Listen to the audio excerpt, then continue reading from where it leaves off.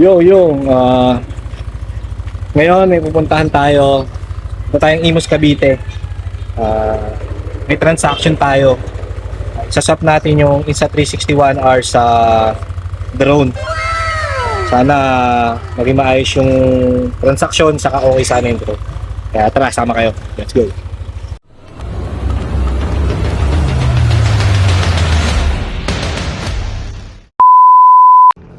What is up mga repamen? Ngayon on the way tayo sa Cavite upang makipag-swap sa ating Insta360 1R kapalit ng SJRC F22S 4K Pro na drone. Baling itong si SJRC F22S 4K Pro na drone ay budget meal na drone ito pero entry level ayon sa mga napanood ko sa YouTube at ayon din sa aking pagre-research. For sale talaga itong Insta360 1R ko eh. Pinost ko na to sa mga Insta360 group 2 days ago. At meron nga nag-comment na willing siyang iswap yung kanyang drone sa aking Insta360. Kaya naging interesado ako. Kaya pinanood ko sa YouTube at nag-research ako. Medyo impressive nga yung features ng drone na to. Sakto rin naman napapunta ako ng Lancaster sa Cavite para kumuha ng move-in permit. Kaya imbes na makipag-meet up ako ay sasadyain ko na lang siya sa Imus. Kaya tara, samahan nyo ako mga repamen. Let's go!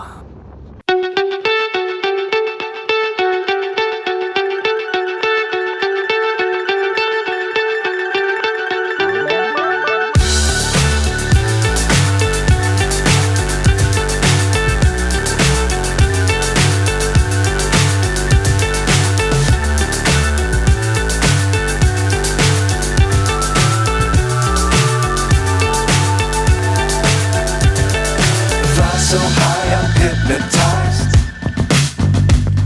What's up is down, what's left is right. Chasing stars and holding you. I can't see the end, but we'll see it through.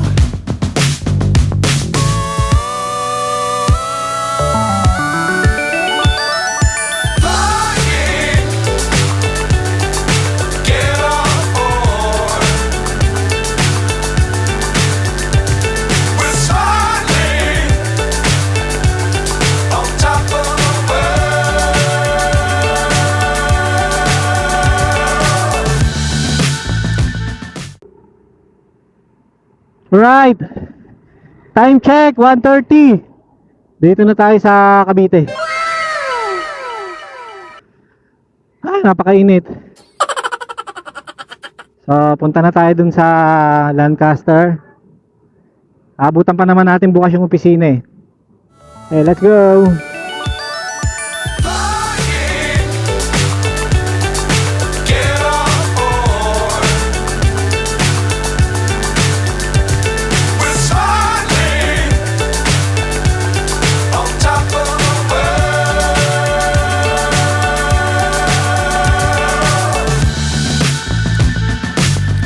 Times don't fly too high.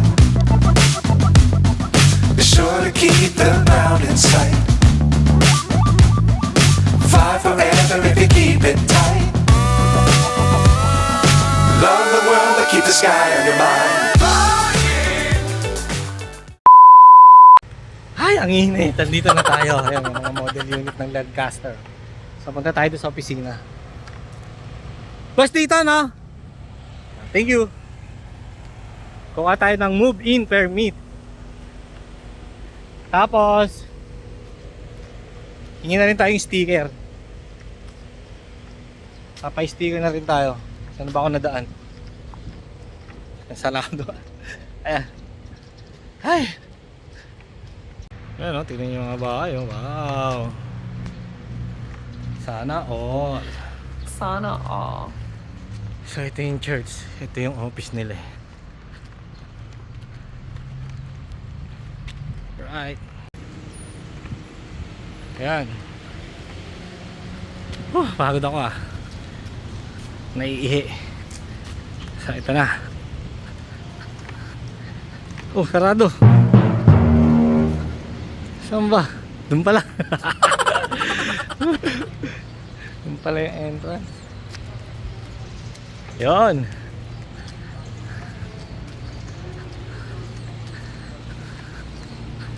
Ay ko.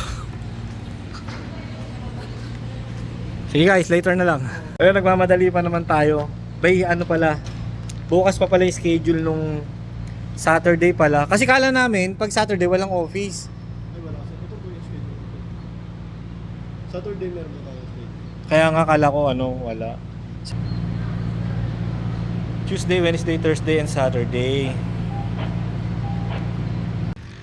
So ayun na nga, sa madaling salita, hindi success yung lakad natin dito sa Lancaster kasi ang appointment schedule pala nila pag pupunta ka dito at kukuha ng move-in permit is Tuesday, Wednesday, Thursday, at Saturday.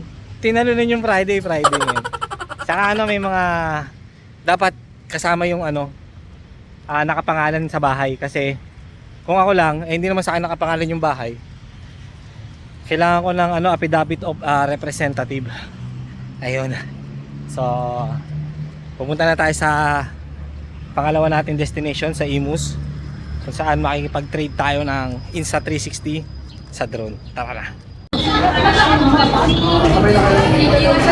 Kain muna tayo.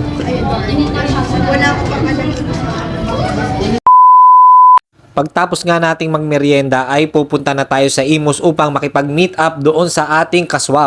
Ang aming meet up time is 4 PM kasi alas 3 ang out niya sa kanyang work. Saktong-sakto lang itong alis ko kasi 3:15 na rin ng hapon at may layong 5.5 kilometers din mula dito sa Lancaster papuntang Istana, Imus. Kaya let's go na uli mga repamen!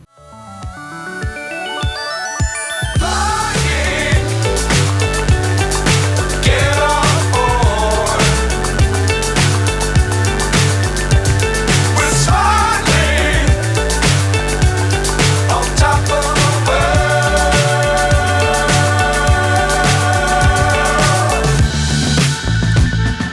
Dangerous times don't fly too high. Be sure to keep the ground in sight. Touchdown, dito na tayo sa Istana Subdivision. Wait na lang natin si Sir. So ito na, kausap ko na si Sir Richard. Ayan, yung may-ari ng SJRC F22 Pro. So, ito yung Insta360 natin. So Sir, yung ship knob, di ba may extra din yan?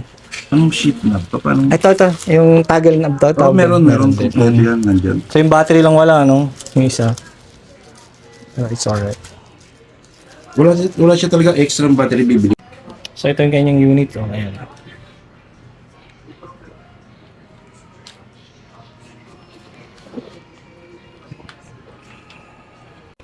Ayan, so titestingin ni Sir ng pre-run lang.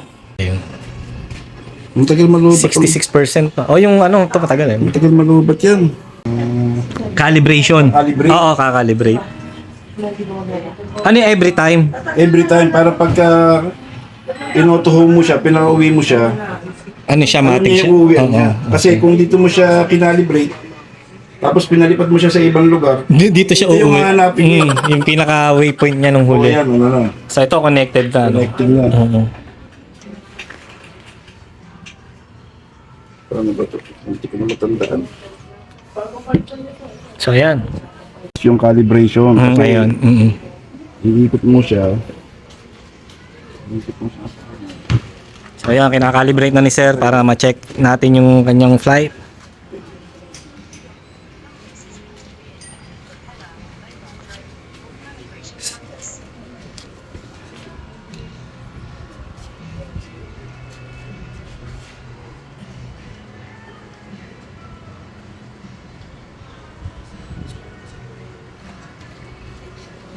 Isa pa daw. GPS signal loss. So dito sa lugar nila sa Istana, napakahina ng signal. Delikado dito eh. Hindi, okay lang at least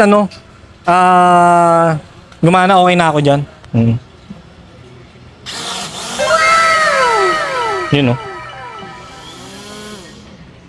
Dito kasi marami, yung obstacle avoidance niyan Oo, pero pagka pinaka-the best mo, pagka papalipalin mo siya, naka-sport mode. Ang sport mode, malakas sa battery pero ang niya, Pero ang kagandahan lahat ng doon, features niya, kahit gaano kalakas yung hangin, stable siya. kaya niya. Oo. Nung na-sport mode niya yan, ilang minutes ang inabot? Continuous time. Parang 40. Malaka ano na rin, pwede na. Pag naka-sport mode. Oo. Napakahusay ng ano yan. Ng ano, kahit gano'n kalakas yung hangin. Kaya minsan pag malakas yung hangin, hindi mo talaga siya pwedeng paliparin. Dyan. Saka yung sinasabi mong nagwaway. Siguro experience lang nila yun eh. Oh. So ayun, close deal na. Napag-testing na namin yung unit niya sa unit ko. So nag-deal na kami. Maraming salamat Sir Richard. Okay, thank you. Okay, so uwi na ako. Ingat, Bye, ingat sir. na lang sa biyahe pag-uwi. Maraming salamat sa panonood ng aking video. Kung nagustuhan mo ito, palike naman po at pasubscribe at pahit na rin po ng notification bell para updated kayo sa aking mga susunod na episode. Sa dulo ng bidyong ito, ilalagay ko ang maigsing clip kung paano natin tinesting ang nakuha nating drone. Kaya maraming salamat po ulit. God bless you all!